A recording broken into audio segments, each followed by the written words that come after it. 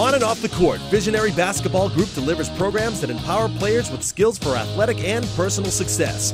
Our players undergo learning experiences that position them for positive lifelong achievement on and off the court.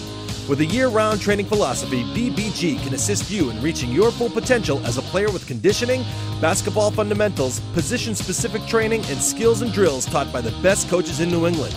For more information, visit our website at visionarybasketball.com or drop into our new Athletic Performance Center located at 152 Tremont Street, Melrose, Mass. VBG, complete your vision. Welcome to tonight's Sports Conversation, and it's no ordinary show. We have two outstanding guests tonight, Anthony Taylor of VBG and Wayne Turner, former Celtic, Kentucky Wildcat, and one of the great players ever in Massachusetts high school basketball from the immortal Beaver Country Day School, I believe. I think I saw his name on a poster up there once. And Anthony Taylor guys. From North Cambridge Catholic. Absolutely. Both of these players, I think you both led the state in scoring your senior year. I know you did, and I know you did 2 years in a row, didn't you? Yeah. So welcome, guys. Obviously, it's March Madness, exciting time for all basketball fans. Wayne, could you tell us about your NCAA experience? Well, from what I learned about March Madness, you know, the tournament's just it's another season, you know, after the regular season, and you know, it's just a bunch of excitement, and you know, everybody's pretty much 0-0, 0 in the win columns, 0 in the losing column. So everybody starts off fresh, and it's just like a new season. But only, you know, when you lose, you're done. So very, very exciting atmosphere. Definitely enjoyed all 4 of my years playing with Kentucky in the tournament, and, you know, learned a lot from it. Who'd you play for when you were at Kentucky? What coach? I played under Pitino for 2 years, Rick Pitino, and I played under Tubby Smith for my last 2 years. So you won it with Tubby. Did you win it with both? I won it with Rick 96, and I won with Tubby in 98. Wow. Do you have any special I like to mention, we did go back to the national championship game in 97, but unfortunately we lost to Arizona in overtime. But people forget that. And we weren't really picked to go to the Final Four because we lost a great player in Derek Anderson. But, you know, we overcame that adversity that a lot of people were doubting us about, and we ended up getting there, and we were really close. Arizona was tough. They had, you know, great players in Mike Bibby and Miles Simon, and, you know, they were the better team that night. My son went up to Rupp Arena to a regular season game, Kentucky and Alabama this year, and he said it was the greatest experience he's ever had as a fan to go there for a SEC game. I mean, our fans are like, I mean, they're like second to none. I mean, they're everywhere, and I didn't realize that until we started getting in tournament play. Like the SEC tournament was one of the, you know, main tournaments that I, you know, saw that, wow, our fans are really everywhere, and they're not just coming from Kentucky. They're in Atlanta, they're in South Carolina, they're in North Carolina. So, you know, the Kentucky fan base is definitely, you know, about the loyalty and just commitment and dedication. And I haven't seen any fan base like it. Did you play against Louisville during your 4 seasons? Played against Louisville all 4 seasons. Unfortunately, I'm 2-2 with them. We lost my junior year and my senior year. We lost to them down there. But, you know, Louisville's just one of those games where it's like, it's almost like a state championship for us. And, you know, there's a bunch of UK fans that live in Louisville. There's a bunch of Louisville fans that live in Lexington, where UK is. So definitely one of those games you had to get up for, or if you wasn't ready, you know, it could be a long night for you. But those battles just been going on, I can only imagine, long before I was born. Now, how about this Saturday? What do you think, Kentucky and Louisville? I like Louisville. I always like the underdog, but Louisville, they change up their defense a lot. They're going to go with a matchup zone, then they'll go man-to-man, try to confuse Kentucky. You think it will work? I think it may slow him down a little bit. I know playing under Coach Pitino, he definitely has, you know, a strategic philosophy that's probably already carved out for that Kentucky team. I know he sees some flashes of our '96 team with that team. And it's going to be a good game. Coach Cal's a great coach. I know he's, these guys have coached against each other pretty much, all their careers coaching. And I know, Coach Cal, is on cue too. He definitely knows and has an idea of what, Rick Pitino's going to do as far as trying to, slow them down and win the game. But it's going to be a great game. I wish I could have been there, but I'm definitely going to be watching, and I'm cheering for the Big Blue. That's for sure. Now, AT, you explained that you have experience with Coach Thad Matta. You want to tell us about that? Yeah, it was Thad was at Miami of Ohio. He was one of the intern coaches that recruited me at Miami of Ohio, and I was actually with Thad last Wednesday at his practice, and it was great to see him. He talked about it was exciting to come back to Boston because he has some family in there. And he basically said, "Hey, listen, I'm out here talking about you every time I come to Boston because I was one of the guys that recruited you." And it was great to see Thad Matta there, and also having the Kentucky relationship with Wayne there, now being in the Final Four. Back when I was in college, our team went to Sweet 16. We actually lost to Wayne. That's a very good program, Miami of Ohio. Yeah. People that don't know about them, but excellent basketball program. Yeah, it was pretty good coaching staff. We had Thad Matta at Ohio State. We had Sean Miller, who's now at Arizona, and Herb Sendek was Rick Pitino's 8 years assistant there. So it was a great combination. And me and Wayne would go back with stories of what Herb would do and Rick would do. Pretty much, we had the same regiment, preseason, the pregame, the aftergame, the scouting reports. It was all detailed, and it was just truly amazing to see the other level of basketball than what you go through at a youth level and high school level. And I've learned a lot, from those coaches, and then everything that we've learned at that level now, transcending it down to the youth through the coaching, the training, the mentoring. Educating the parents and the players on just little stuff about basketball development, and overall it was a great life experience, and now doing what we're doing at Visionary Basketball, that's what we're translating through the youth through what we do with VBG. Now, when he recruited you, how many times did he come to Massachusetts? It was actually, I was at a military prep school. So I was at a military prep school in Chatham, Virginia, and interesting story is that Torrey Holt, who plays in the NFL, right, he went to high school with Allen Iverson. So he was also a big-time high school basketball player. And they actually came down to recruit Torrey Holt at Chatham, Virginia. And Torrey Holt was playing football and basketball at that time. And they came down, they liked him, but they liked what they saw with me. So I never really heard about Miami of Ohio. My last two choices was Georgetown and Temple. And when they came in, they flew me out to Miami of Ohio. I met Thad Matta, met Herb Sendek and Sean Miller, and I just fell in love with the school. The school's similar to they call it the Midwest of Harvard. Beautiful campus, education superb, and I'm really truly blessed to have that experience at Miami of Ohio. And then also going into the NCAA tournament too as well. It's a life lesson. That's when they had their best teams when you played, right? Because they had the 4 years in a row. They was real good. Yeah, they were Wally's beating. World. Yeah. It was way up. It's actually Wally's World. We went to NCAA. I say 3 years, actually 4 years. One NIT. With Wayne mentioning Wally World, Wally Zerbiak. It was great to go to school with him. We actually had another guy that played in the NBA named Iron Newble. Interesting story with him was that he was a junior college transfer, and he never got any playing time his junior and senior year. He was just one of those players that was just very, very athletic, and the system that we have wasn't really for what he was. And then he went to the minor leagues a couple of years, and he finished off in the NBA for 9 years. He actually finished his career with the Lakers right before they won it. So it's pretty good. We're fortunate to have some guys that play in the NBA too as well. It was funny, last week I was watching Wally. He's a commentator for CBS.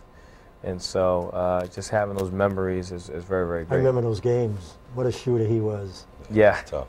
You were a great shooter, too. Yeah, not like Wally. Wally was a shooter. You know, I always tell people there's different ways to shooters. There's shooters that spot up shooters and hit open shots. There's a different level of another shooter who's a shooter that can hit clutch shots. And Wally was definitely that guy who can hit clutch shots. And he was 6'8", so, you know, usually at that size, 6'8" shooters, you don't really see those. They're more down low post players. So very, very smart player, and learned a lot, and it was just a great overall experience. And a lot of the players in our program are constantly coming up to us saying, hey, how was that experience? What is it like? I like my son and daughter to get to that level. So, and all we do is provide some structure and support, and the players, as you know, need to go out and execute on that. So it's truly a blessing to be a part of that experience. Wayne, when you're coaching younger players, do you have any overarching themes or lessons for them? Not may just be basketball, but maybe outside of basketball too. Well, usually and we touch on both of it. I know for me, growing up as a younger player, I really didn't have, you know, a mentor program, you know, like us, Visionary Basketball Group, where I could go to every day after school and, you know, maybe have someone tell me, okay, well, you know, school is more important than ball. You need to take care of your work before you hit the court. Where in our program, that's what we're stressing, you know, constantly every day. You know, when I'm coaching a younger kid, you know, I'm coaching him, you know, preparing him for his next level. So, you know, the question comes about, okay, well, why does he need to work on this? Well, he needs to work on this because sooner or later, he's going to be in the 6th grade.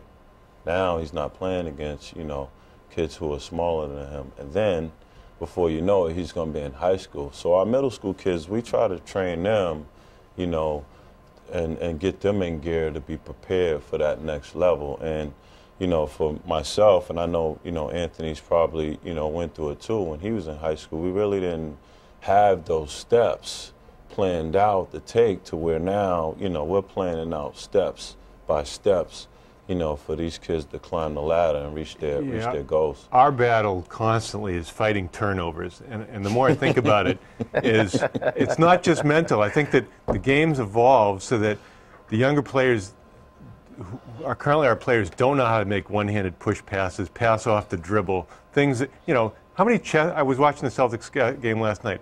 There's almost no chest passes anymore. You just don't see it. It doesn't, you know, when are you going to chest pass the ball into the post or whatever? It doesn't happen. When the guy's taking it out of bounds. Yeah, exactly.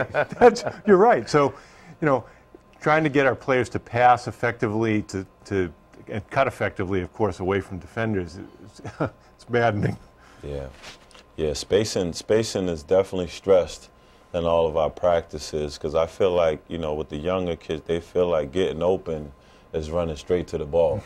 So right away we limit the dribbles and we tell them, you know, you got to make a certain amount of passes before you can actually score. And I think that, you know, makes them understand, you know, okay, it's not all about just dribbling a basketball all the time. If you can take, you know, make one move and get to the basket, you know, that's pretty good. Well, we'll be commenting on the game. We'll say, you can just listen to the game and hear how much the ball's being dribbled. You know it's a terrible game. But when I talk to Ron about, like, when he complains about the passing on our team, when we're playing teams that are fair to poor, I mean, we're unbelievable, just like any other team. When we play good teams, we're unbelievable. When we get up against the better teams that put the pressure on you, it's more mental than your passing abilities, because when we do our passing drills, their passes are always right on, but they're not doing passing drills with anyone on them in a you know, high-pitched game where they're going up against a tough team. Like, say we scrimmaged your team. You know, you sent a team down to play us, and it was a good up-tempo game. You know, but you know, when teams are playing that up-tempo game and they're real good defensively, you're going to turn the ball over more if you play the same way. Yeah. And it's just going to take playing those type of games to get you better and better, and then there'll be less turnovers. Yeah. But like what I tell Ron, and our drills, we make half-court, three-quarter passes. We do a drill, and the passes are always right on. But you get in the game, they try to drill it to the defensive player. So to me, it's more decision making under pressure. Yeah. What do you do in those? What type of drills do you do there?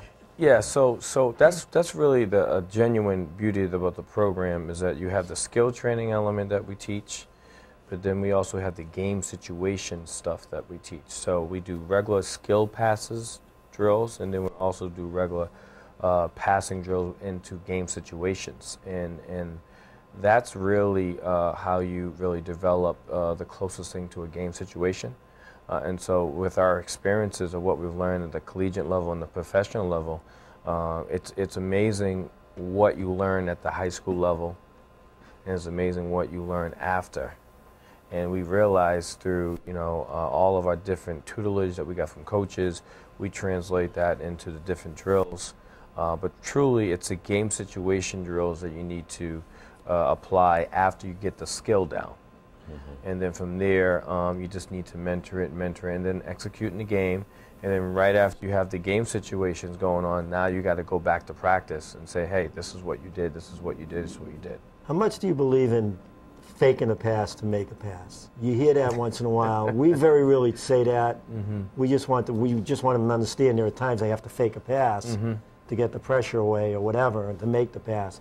But I hear coaches a lot of times say, high school coaches, mm-hmm. Fake a pass to make a pass. Do you mm-hmm. ever coach that way? I mean, I'm not comfortable with that. I feel like in the zone, yeah. I think the ball fake against the zone is awesome. Mm-hmm. Because, the zone's always shifting, mm-hmm. and they're anticipating because there's only one guy standing over there that you're going to pass it to that guy. So I think faking the pass in the zone is good.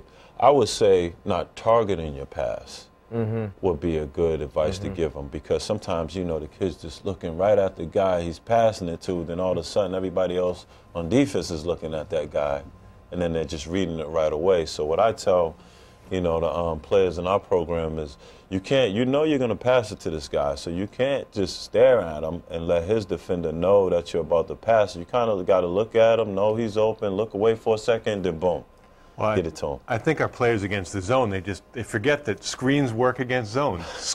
Cutting works against zones. Mm-hmm. It's not like one of these hockey games where you stay in one position and turn. Right, mm-hmm. right. Now, right, when our boys team played Brighton mm-hmm. in the semifinals, Brighton went from a trap, 2-2-1 trap to a zone. Mm-hmm. And they did it, a well-coached team. I mean, mm-hmm. they were unbelievable. Mm-hmm. But we had two real good players who were quick, like you two. Mm-hmm. Don't you think you can split that zone if you move the ball quick enough, split the two players as they're coming to you, get in the lane, and a good player is going to either hit the pull-up jump shot or dish off to a cutter. Mm-hmm. What do you think about that type of an offense, if you have the players to do it? Yeah, once again, like you just said, it comes down to the athleticism that you mm-hmm. have, mm-hmm. the game situation where people, where the players are actually, if they're in the right position to execute that. From your Wayne's experience, you had at Kentucky, you had a lot of athletic guys. Yeah, I just feel like you have to, not to cut you off, Anthony, I just feel like you have to drive the zone. You got to drive it, but that drive comes off ball reversal. Right. So you got to get it moving around the perimeter. Boom. Mm-hmm. Then no gap and open up. You just got to get in that gap. We were saying that we were doing a game, the high school game against Brighton. We were saying that the whole game because Melrose has Adams and they have Sherlock, two real quick basketball players mm-hmm. who can hit the pull-up jump shot and dish, mm-hmm. and they were never doing it. Mm. They never. Mm. One time Adams did it from the baseline. He got in and scored, but the rest of the game they didn't do it. They weren't moving the ball. I mean, they didn't understand how to break it down. Mm-hmm. And Brighton played it so well that it really hurt them. As very both experienced and successful players and coaches, if you could do one thing differently, if you could say, okay, I can go back and be 16 years old again, what change would you make to say, this would make me a better player? You want to go first? You can go. Okay. Would love to work on, say, game situation drills.